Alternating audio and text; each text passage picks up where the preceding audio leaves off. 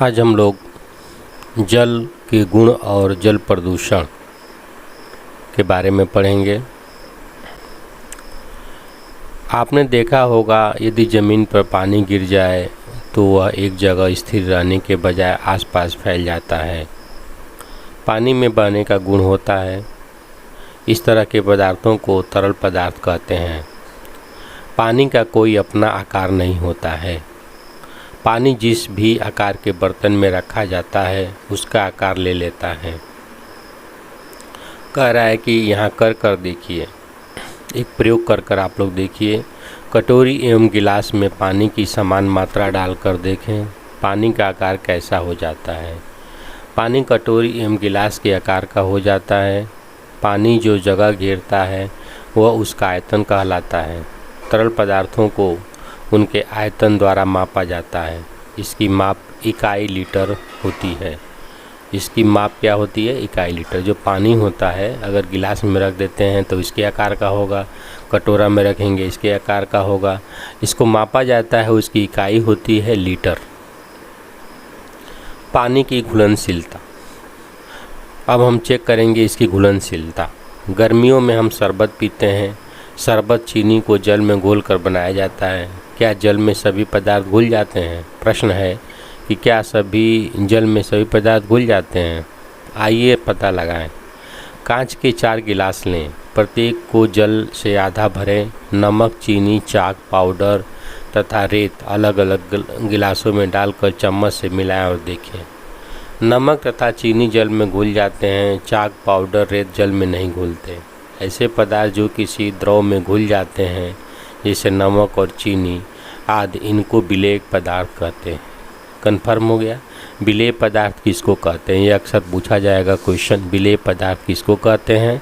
तो यहाँ से देखिए, ऐसे पदार्थ जो किसी द्रव में घुल जाते हैं वे विलेय पदार्थ कहलाते हैं। विलेय पदार्थ जिस द्रव में घुलते हैं उस द्रव को विलायक कहते हैं। कह रहा है कि विलेय पदार्थ जिस द्रव में घुलते हैं उस द्रव को विलायक कहते हैं। ये भी बहुत इंपॉर्टेंट क्वेश्चन होगा। कुछ पदार्थ ऐसे भी होते हैं जो द्रव में नहीं घुलते, उन्हें अविलेय पदार्थ कहते हैं। कुछ पदार्थ ऐसे भी होते हैं जो द्रव में नहीं घुलते, उन्हें क्या कहते हैं? अविलेय पदार्थ कहते हैं। जैसे चाक, पाउडर, रेत। द्रव में किसी विलेय पदार्थ के घुलने पर विलयन बनता है। कह रहा है कि द्रव में किसी विलेय पदार्थ के घुलने पर क्या बनता है? विलयन। तो यहाँ 4 प्रकार का क्वेश्चन बन रहा है, विलेय, विलायक, अविलेय और विलयन। तो चारों को अलग अलग कॉपी पर लिख कर एक बार याद कर लीजिएगा। अब कह रहा है कि निम्नलिखित सारणी को पूरा करो। पदार्थ का नाम दिया है चीनी, लकड़ी का बुरादा, फिटकरी, मोम, लोहे की छीलन।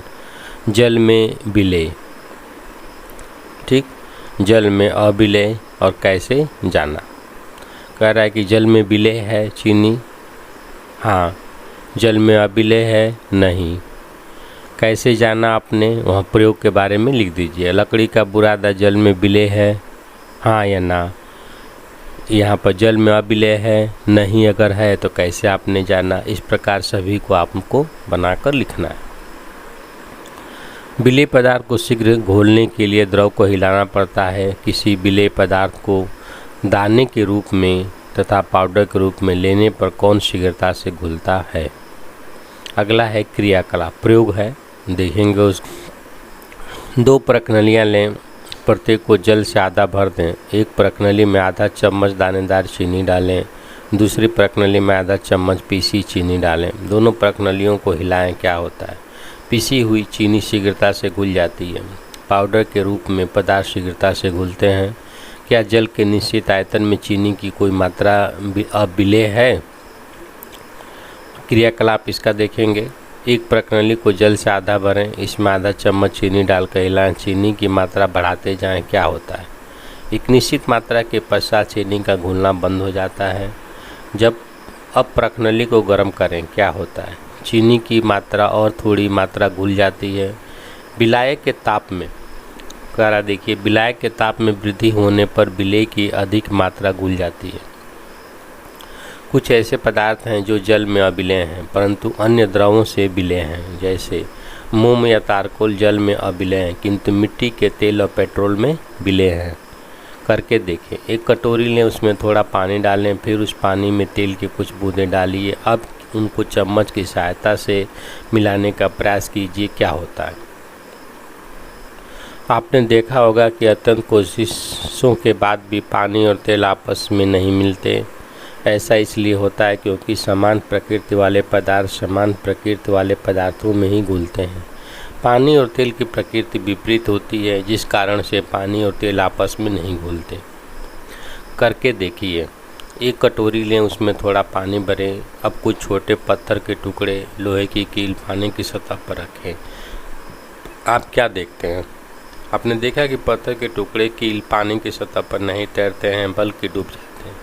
जो वस्तुएं पानी में नहीं घुलती हैं वे या तो पानी में तैरती हैं या डूब जाती हैं। जो वस्तुएं पानी से हल्की होती हैं वे पानी की सतह पर तैरती हैं, जबकि जो वस्तुएं पानी से बाहर भारी होती हैं वे पानी में डूब जाती हैं। अगला है जल प्रदूषण। जल में घुलनशीलता के गुण के कारण कुछ ऐसे पदार्थ पानी में घुल जाते हैं, जैसे साबुन, कूड़ा कचरा आदि, जो पानी को दूषित करते हैं। इस प्रकार जल के दूषित होने को जल प्रदूषण कहते हैं। इनके कारण पानी में सूक्ष्म जीव पनपते हैं, जो बीमारियों का कारण होते हैं। अब यहाँ पर एक बार देख लीजिए, जल प्रदूषण इस लाइन में दिया हुआ है, ठीक है। जो अनवांटेड चीज़ें हैं जो पानी में घुल जाते हैं, जिससे बीमारियां फैलती हैं, वो जल प्रदूषण हो जाता है। अपने आसपास के देखो कि जल किन कारणों से प्रदूषित हो रहा है। कारखानों से निकला हुआ अपशिष्ट पदार्थ नदियों से छोड़ा जाता है, जिससे नदियों का जल प्रदूषित हो जाता है। कृषि कार्य हेतु उपयोग में लाए जाने वाले कीटनाशक भी जल प्रदूषण का कारण होते हैं। मानवीय क्रियाकलापों जैसे नदी, तालाब आदि में कपड़े धोना, पशुओं को नहलाना, स्वयं नहाना आदि के कारण भी नदियों और तालाबों का जल प्रदूषित होता है। इस जल का प्रयोग हम अपने दैनिक जीवन के विभिन्न कार्यों में करते हैं। अगला है पता कीजिए। घर, विद्यालय या पड़ोस के लोग पानी कैसे एकत्रित करते हैं। जहाँ पानी रखा गया है वह जगह कैसी है। जिस बर्तन में वह पानी एकत्रित करते हैं वहाँ क्या वह ढके होते हैं या नहीं। यदि पानी का बर्तन नहीं ढका होता है तो उसमें पानी कैसे दिखता है। क्या आप ऐसे पानी को पीना पसंद करेंगे। ये सब चीज़ें हमें पता करनी है। आगे देखते हैं। गंदी जगह पर खुले बर्तन में रखा हुआ पानी हम पीना पसंद नहीं करेंगे। ऐसे पानी में रोग फैलाने वाले कीटाणु होते हैं जो पानी को दूषित कर देते हैं। ये कीटाणु नंगी आँख या हैंड लेंस से दिखाई नहीं देते हैं। इन्हें देखने के लिए विशेष उपकरण या यंत्र की आवश्यकता होती है, जिसे सूक्ष्मदर्शी कहते हैं। ऐसा पानी हमारे स्वास्थ्य के लिए हानिकारक होता है। दूषित पानी को पीने से हमें विभिन्न प्रकार की बीमारियां हो सकती हैं। दूषित जल से होने वाली बीमारियां, उनके लक्षण एवं बचाव के तरीके। पहला है पेचिश। पेट में मरोड़ के साथ बार बार दस्त होना। पेचिश जो रोग होता है उसके लक्षण क्या है। पेट में मरोड़ के साथ बार बार दस्त होना। पीने के लिए हमेशा स्वच्छ जल का सेवन, ये पेचिश में हो गया। टाइफाइड, तेज बुखार, भूख न लगना, सिर दर्द। इसका बचाव क्या है। स्वच्छ पानी का उपयोग करना। पीलिया, आँख, नाखून, पेशाब का पीला होना, पीलिया हो गया। पेयजल हेतु स्वच्छ जल का उपयोग। हैजा, ज़्यादा और लगातार उल्टी दस्त होना। स्वच्छ जल का उपयोग खाने पीने के पूर्व हाथों की सफाई। यहाँ कह रहा है कि जितने प्रकार के रोग हैं ये सब पानी से होते हैं। देखिए, पेचिश, टाइफाइड, पीलिया और हैजा, यहाँ पर उसके लक्षण दिए हुए हैं किताब में, और बचाव भी यहाँ पर दिया हुआ। एक बार ज़रूर इसको ध्यान रखिएगा। इसके अतिरिक्त जल से होने वाले अन्य बीमारियाँ निम्नवत हैं। मलेरिया, पहला है यहाँ पर देखिए मलेरिया। ये कैसे होता है। यह रोग मादा एनाफेलिज मच्छर के काटने से होता है, जो इस परजीवी को मनुष्य के शरीर में छोड़ता है। इसमें रोगी को सर्दी और सिर दर्द के साथ साथ बुखार आता है। एनाफेलिज मच्छर के काटने से होता है। यहाँ पे एक बहुत इम्पोर्टेंट लाइन है, एनाफेलिज मच्छर के काटने से होता है। अगला है इसका बचाव। मच्छरों को पनपने से रोकें। अपने घर तथा घर के आसपास गंदा पानी न इकट्ठा होने दें। मच्छरदानी का उपयोग करें। ऐसे कपड़े पहनें जो शरीर के अधिकांश भागों को ढक सकें। उपचार क्या है? रोगी को डॉक्टर से जांच कराई जाए। इसे भी जानें। अगला कह रहा है कि इसे भी आप एक बार समझिए। सिनकोना वृक्ष की छाल से, जो सिनकोना वृक्ष होता है उसकी छाल से कुनैन नामक औषधि प्राप्त की जाती है। इस औषधि का उपयोग मलेरिया के उपचार में किया जाता है। अगर मलेरिया हो गया है तो सिनकोना एक वृक्ष होता है, उसकी छाल से कुनैन नामक औषधि प्राप्त की जाती है, उससे उपचार होता है। अगला कह रहा है डेंगू।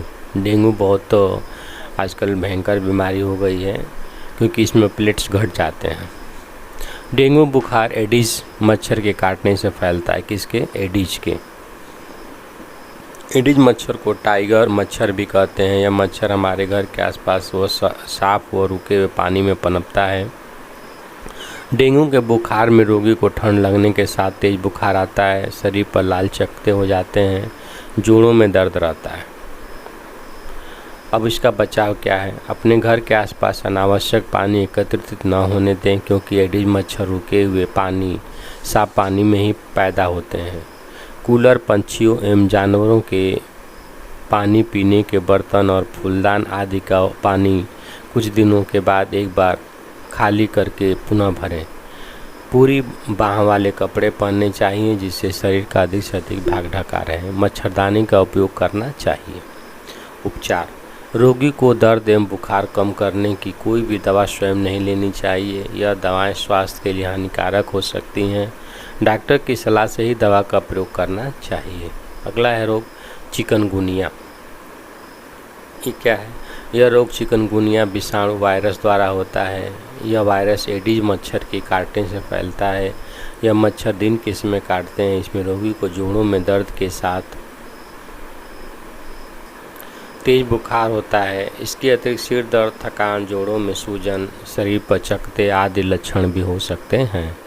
अब कह रहा है इसका बचाव क्या है? मच्छरदानी का प्रयोग करें। अपने आसपास पानी एकत्रित न होने दें। समय समय पर कीटनाशकों का छिड़काव कराएं। उपचार या डॉक्टर की सलाह लें। उपचार में पानी पीने के सही तरीके पर निशान लगाइए। पहला पानी पीने के सही तरीके पर निशान लगाना है। खुले कुओं का पानी क्यों नहीं पीना चाहिए? घड़े से पानी निकालते समय किन किन बातों का ध्यान रखना चाहिए? घर और स्कूल में पीने के पानी का संग्रह किस तरह करना चाहिए? अगला है पानी को पीने योग्य कैसे बनाते हैं? पानी को पीने योग्य बनाने के लिए सबसे अच्छा उपाय है पानी को उबालकर ठंडा करके छानना है। इससे सभी रोगाणु नष्ट हो जाते हैं। शहरों और कस्बों में पीने का पानी बड़ी बड़ी पानी की टंकियों से संग्रहित किया जाता है। इस पानी में ब्लीचिंग पाउडर डालकर शुद्ध कर जल की आपूर्ति की जाती है। इसी प्रकार कुएं के पानी में लाल दवा पोटेशियम परमैंगनेट मिलाकर पीने के योग्य बनाया जाता है। जिस तरह वर्षा का जल मिट्टी की परतों से छानकर शुद्ध हो जाता है, उसी तरह दूषित पानी को छानकर प्रयोग योग्य बना सकते हैं। इस प्रकार ये चैप्टर समाप्त हुआ। इसको 1-2 बार और देख लीजिएगा, काफ़ी चैप्टर क्लियर हो जाएगा। धन्यवाद।